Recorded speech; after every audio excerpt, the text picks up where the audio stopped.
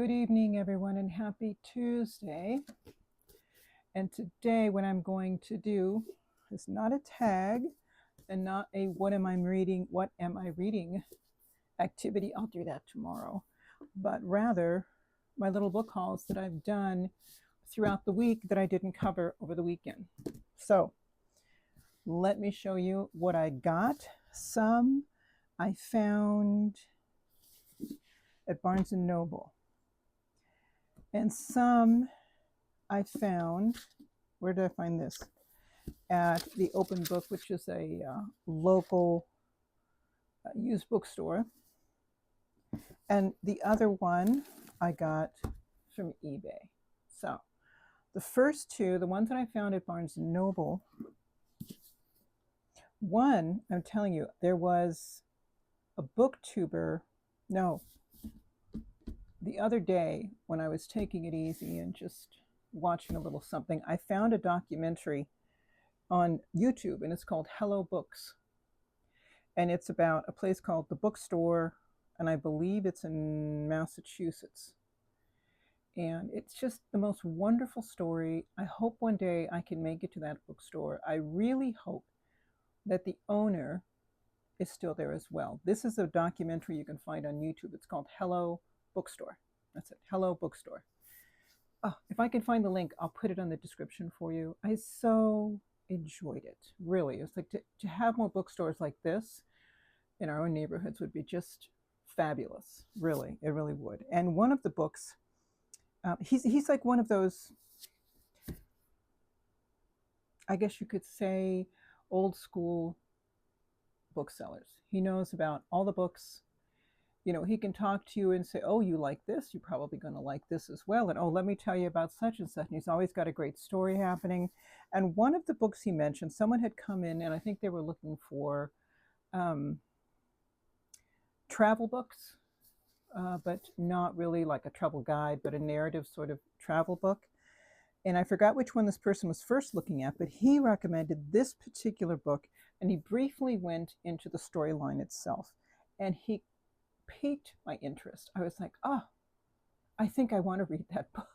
And I just sort of kept it in mind. I kept an image of the cover in my head and part of the author's name on there. And it was something like Fermor, but something about the last name was like that. But I think I mostly remembered was the cover.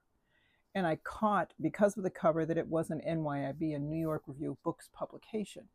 And I just sort of tucked it back. And then when I went to Barnes & Noble, because I was feeling one of my antsy moments where I needed to get out of the house and just be around some books and browse, even if I never got anything. And wouldn't you know it, there was the book. Maybe because I was never looking for NYRBs before, that I never saw them there. Maybe it's because the title that was there was just not something I was familiar with. And, you know, you just kind of glaze over it, you know, you walk past it. But I could not believe that I saw this particular book that he was talking about. It was the coolest thing. A Time of Gifts by Patrick Leigh Fermor. This is a story, true story, and I think it happens in the 1930s. It says, in 1933, Patrick Leigh Fermor was 18. Expelled from school for a flirtation with a local girl, he headed to London to set up as a writer, only to find that dream harder to realize than expected. Then he had the idea of leaving his troubles behind.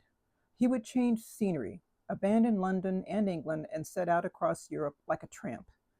Travel on foot, sleep in hayricks in summer, shelter in barns when it was raining or snowing, and only consort with peasants and tramps.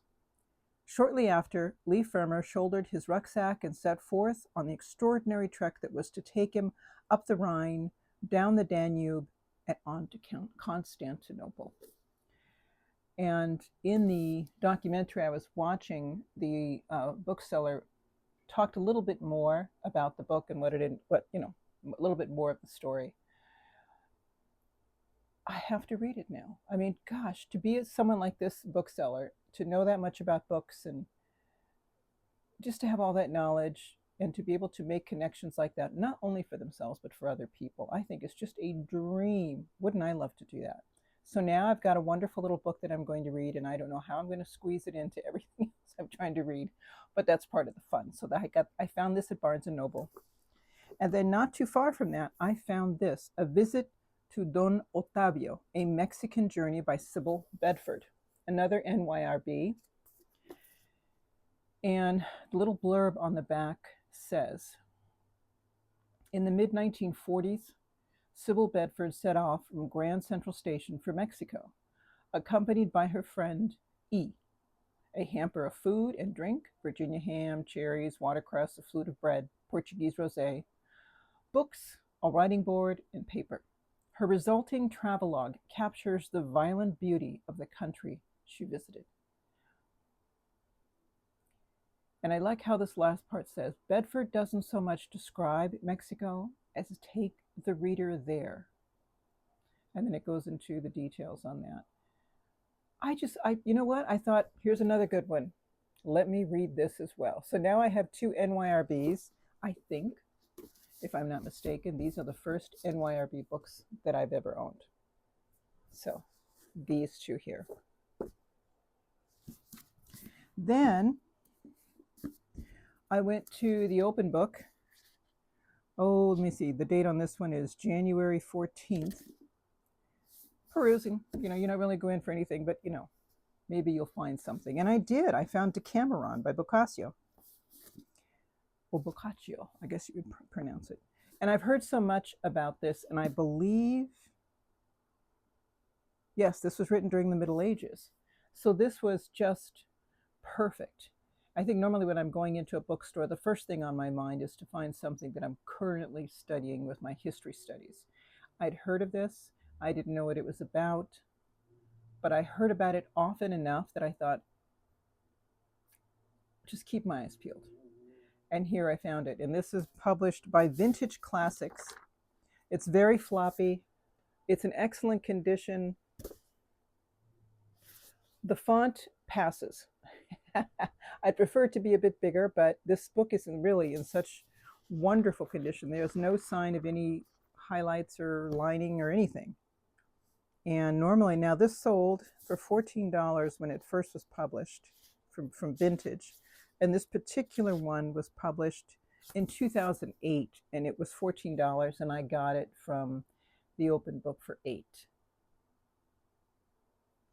It's in good condition. It's in very good condition. So I'm happy. I've got another thing that I can add to my Middle Ages collection. And for those of you who don't know what it's about,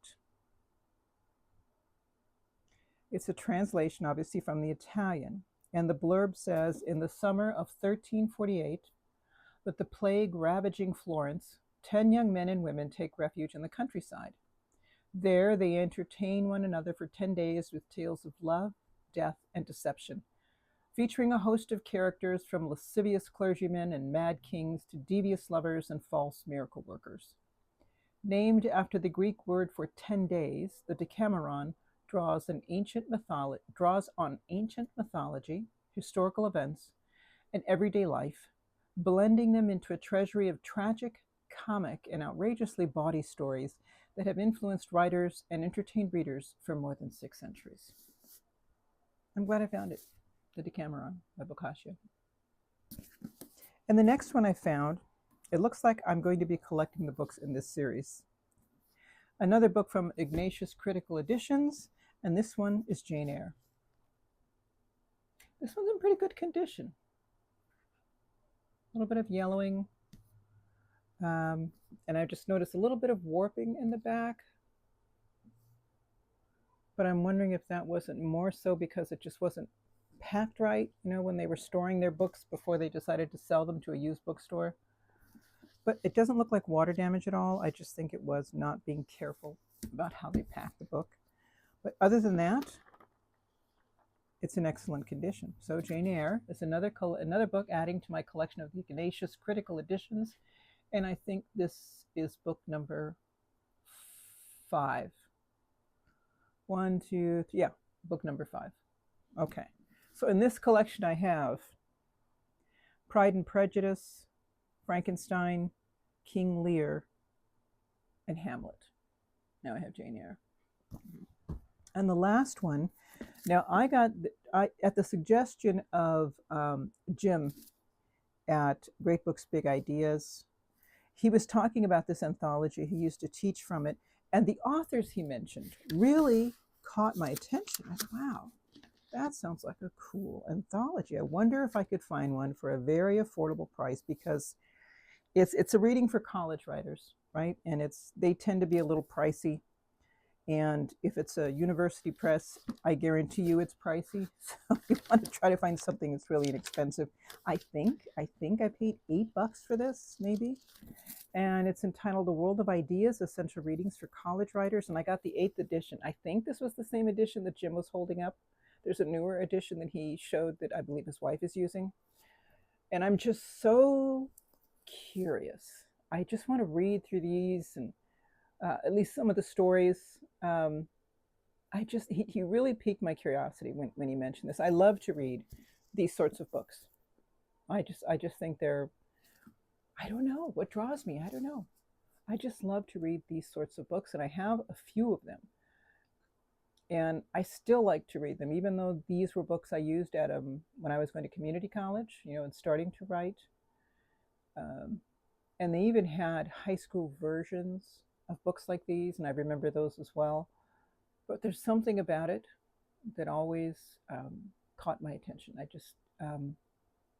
I don't know, and I don't know if I can really explain it to you in a way that makes sense. But I'm curious. So I ended up buying this from eBay. So those are the books I ended up getting. Let's see if I can stack them up here. So 1, 2, 3, 5 books. I ended up getting 5 books over the last week.